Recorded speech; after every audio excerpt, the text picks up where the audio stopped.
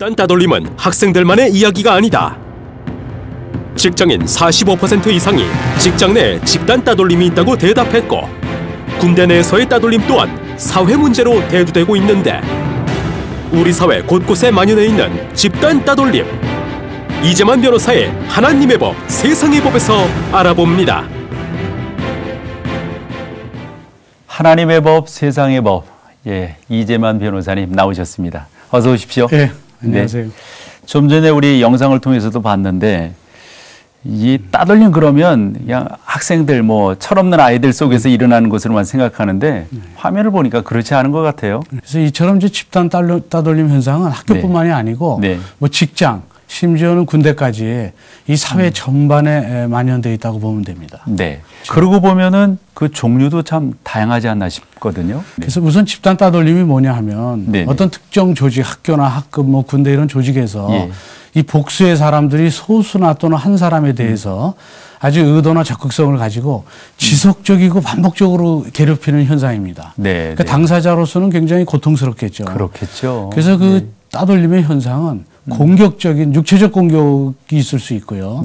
가령 지난번에도 어떤 여고생들을 보니까 한 여고생을 폭행하는데 조폭 수준으로 폭행하는 게 한번 그 찍혀서 나온 적이 있었어요. 무섭더라고요. 예, 그렇죠.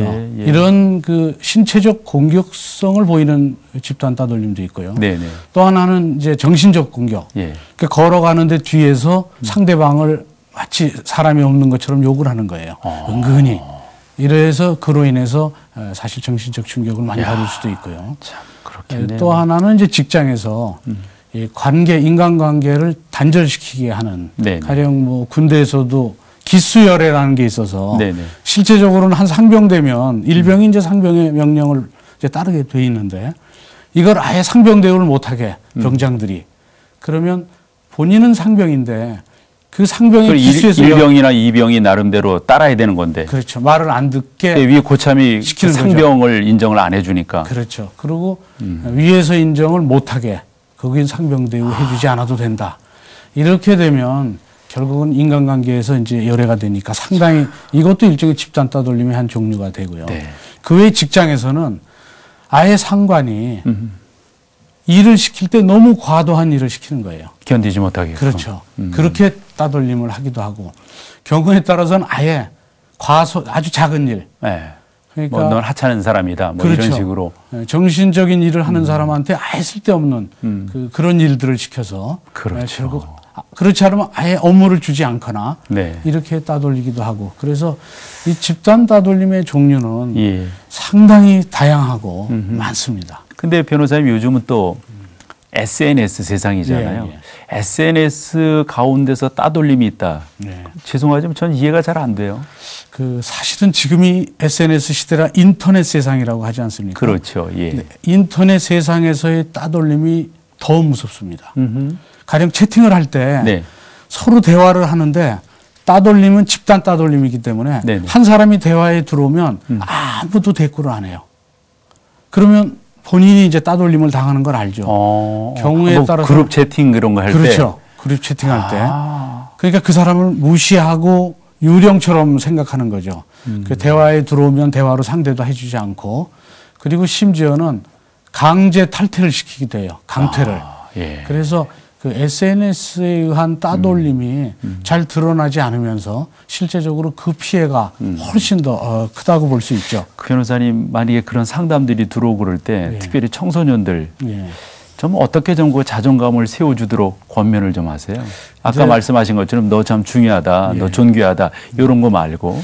그 저희들은 이제 이런 학교에서 그런 집단 따돌림 현상이 있으면 그 피해자 외에 가해자는 피해자가 아닌 줄 알지만 실제적으로 가해자도 피해자가 됩니다. 가해자가 더 큰 피해자가 될 수도 있어요. 왜냐하면 지금은 아까 얘기했다시피 학교에서 집단 따돌림 현상이 있었을 때 이때 학교에서 집단 따돌림에 대한 대처가 부실했다는 과실이 인정되면 학교 자체에도 책임을 지게 됩니다. 학교도. 또 민사 책임도 지고.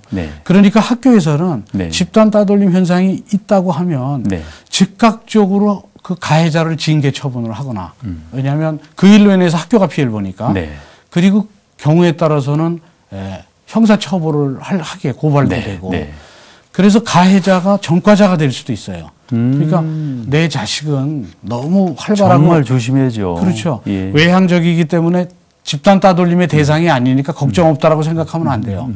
집단 따돌림 수 있는 가해자가 돼도 위험하니까 네, 네. 그러니까 가해자일 경우에도 피해자일 경우에도 그렇죠. 학부모들은 예. 자식을 유심히 보고 네, 네. 가해자가 됐다 그러면 얼른 피해자하고 만나서 서로 어린애들은 예. 부모가 얘기하면 금방 화해가 돼요. 화해되니까. 그래서 예. 그렇게 해서 서로가 피해자가 되지 않도록 예. 그래서 집단 따돌림의 피해자는 따돌림의 피해자지만 네. 가해자는 형사처벌의 대상이 네. 돼서 평생을 네. 아주 이 전과자로서 그럴 가능성이 그렇죠. 있습니다. 어때요, 변호사님? 그런 소송들이 많이 들어와요? 네, 집단 따돌림에 대한 건 특히 학생들의 경우가 많고요. 네. 군대의 경우에는 이제 군에 있으니까 그 특수성 때문에 이제 찾아올 수는 없죠. 네.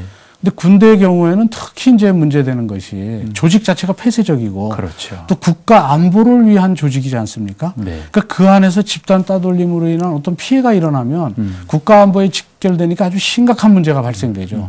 가령 지난번처럼 결국은 그게 집단 따돌림을 견디지 못해서 외적으로 공격 성향이 나타나고 네. 되니까 막 사단이 움직여서 결국 그 병사를 추적하니까 그 안보에도 문제가 되고 네.